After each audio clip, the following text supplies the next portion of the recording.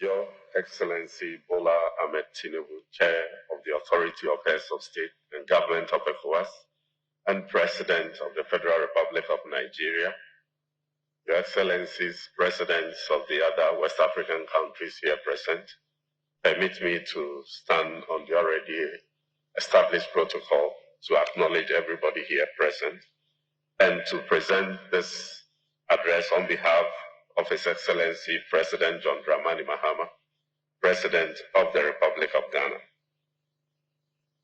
I am pleased to be part of this gathering and to continue the discussion on the topic, the West African Mandate, Economic Sovereignty and Strategic Leadership. Before I proceed, permit me to express profound gratitude to His Excellency President Bola Ahmed Tinubu for his visionary leadership and commendable strategic initiative, which has the potential to shift the paradigm in our region from dependency to industrialization. This mandate will serve as a catalyst to transform our fragmented markets into a fully integrated trading hub. In the face of today's geopolitical uncertainties, shifting global power dynamics, and economic turbulence, we in West Africa find ourselves at a historic crossroads. We can either continue to tread the well-worn path of dependency, or we can chart a courageous new course rooted in strategic foresight, economic self-determination, and collective responsibility. For far too long, our region has exported raw materials and imported poverty. We remain vulnerable to external shocks, at the mercy of international lenders, and overly reliant on foreign aid. This must change. There comes a moment in the life of a region when it must ask itself not what it has survived, but what it will become.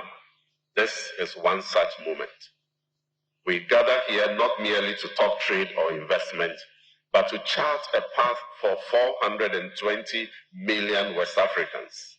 Not to repeat familiar themes, but to reimagine what is possible when a region rich in risk and richer in resolve chooses unity over fragmentation. We in Ghana believe that the time has come, not for cautious steps, but for courageous leaps. Our region collectively produces over $780 billion in GDP annually, making it the third largest regional economy in Africa. Yet intra-ECOWAS trade accounts barely for 10% of our total trade, compared to over 60% in the EU and 50% in Asia. We are blessed with the largest reserves of rare natural resources, including bauxite, cocoa, gold, and arable land. Yet we lack the integration to transform these blessings into sustainable wealth for our people. Why is it that a mango grown in Burkina Faso reaches Europe faster than it reaches Abidjan? Why must a Ghanaian fintech entrepreneur register in Delaware to raise capital from Lagos? The ECOWAS trade liberalization scheme has been in existence for 44 years, yet only 15% of ECOWAS companies benefit from it. Bureaucracy, multiple checkpoints, tariff delays, and fragmented standards choke the arteries of trade. Distinguished ladies and gentlemen, we must end the slow walk towards integration. Ghana therefore proposes the fast-tracking of the full implementation of ECOWAS trade liberalization scheme across all member states, and the establishment of a regional trade facilitation index to name, shame, and support progress. We also urge the ECOWAS Commission to present annual scorecards with trade performance indicators for each member state.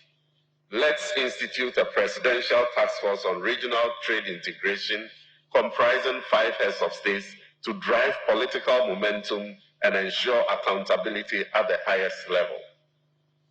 West Africa's future cannot be outsourced. We must build regional value chains to process our gold, to process our bauxite, cocoa, and lithium here in West Africa. We must invest in intra-African trade, leveraging AFTA protocol not only as a continental mechanism, but as a unique West African opportunity, especially given that its secretariat is based in Accra, Ghana. This proximity is a regional asset that we must collectively exploit. Undeniably, we all support the dream of a single currency, the ECO. But while we continue dreaming, our traders struggle. It is reported that in 2024, currency conversion losses alone wiped out an estimated $2.3 billion in regional business value. We propose a regional currency convertibility mechanism backed by the ECOWAS central banks to allow seamless Naira cedi franc transactions via platforms like PAPS. Excellency, for more than 2 decades, we have been working on the adoption of a single currency, ECO, as the beating heart of our regional economic integration, yet it remains just that, work in progress. Our businesses suffer, our traders lose billions, and our youth lose faith. The absence of a common West African currency continues to fragment our economies, hinder investment, and raise the cost of doing business across all our borders. It is time to move from vision to action. Ghana therefore calls for the immediate establishment of a time-bound action plan for the ECO, with clear milestones, institutional responsibilities, and monitoring mechanisms, all under the direct political authority of the ECOWAS Authority of Heads of State and Government. It is time for rehearsing ambition must end. The single currency must not be treated as an eternal aspiration, but as an achievable mission. It is estimated that Africa loses $170 billion annually in trade potential due to infrastructure gaps. Within ECOWAS, over 62% of cross-border roads remain unpaved, and port congestion adds between $300 to $500 per container. Without connect, energy that powers, and logistics that flow, investment and trade cannot blossom. Our infrastructure must be overhauled and integrated by connecting landlocked and coastal states, facilitating inter-regional mobility, and digitizing cross-border trade processes.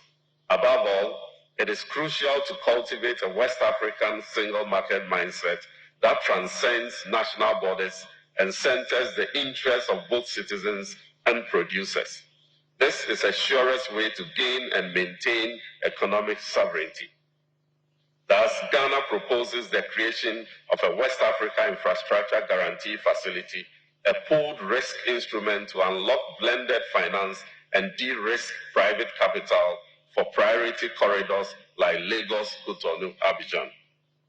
In this regard, Ghana is rolling out the big push for national infrastructure development to boost growth and create sustainable jobs. We are spending also over $3.2 billion in digital public infrastructure, green logistics, and special economic zones. We are expanding our ports, actively exploring avenues to deploy AI in revenue mobilization, and reducing SME tax filing time by 40%. We are ready to host regional logistics, technology, and financial services for the benefit of all ECOWAS members. Your Excellencies, West Africa is home to 1 in every 3 Africans under the age of 25. This is not a demographic trend. It is a continental asset. But our youth are not looking for pity or platitudes. They are seeking a platform. I propose the creation of a West Africa Innovation Passport or Startup Pass, enabling young entrepreneurs to scale solutions across the region. Ghana also offers to host a West African Innovation Sandbox that nurtures ideas, funds prototypes, and opens markets. I further recommend the establishment of a regional innovation fund and an annual Youth in Trade Forum to be co-hosted by Ghana in 2026. The creation of innovation zones across the region, the provision of venture funding, and ensuring that every talented young African can dream and build from home are the way forward. Instead of exporting our talents, it is more prudent to finance them, celebrate them, and scale them up for the benefit of the larger society. Your Excellencies, before I conclude, let me reiterate that trade cannot flourish where democracy is in retreat. Investment does not land where governance is broken.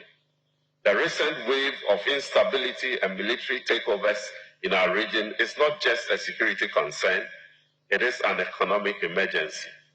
We must defend democracy as a prerequisite for prosperity. Ghana therefore calls for the creation of an ECOWAS Charter on democratic stability and economic development, linking governance compliance with regional investment support. Let West African leaders recommit to constitutional order, not as an abstract ideal, but as a practical requirement for growth. We cannot unlock trade while our region is locked in conflict. Let this summit be the moment we restore the covenant between economic progress and democratic legitimacy. Let the outcome of this forum in Abuja reflect a summit where we agreed to trade in each other's currencies, a summit where we unlocked finance to build regional roads and rails, a summit where we empowered our youth not with words, but with funding and mobility, a summit where we spoke not as different governments, but as one integrated economy with a shared destiny. Let us leave this venue with a vision where goods move from Abidjan to Accra without delay, a vision where the farmer in Niamey sells to a market in Lome without fear, and a vision where the dreams of our youth are not to emigrate to Europe and other continents, but to invest in Africa for the common good. This is not beyond us. This is within our reach. This is the West African mandate, a mandate that is not only a call to action for political leaders, but also a shared mission for civil society, the private sector, academia, individuals, and the West African diaspora. We all have our contributions to make. We all have our role to play. May God bless West Africa. Thank you very much.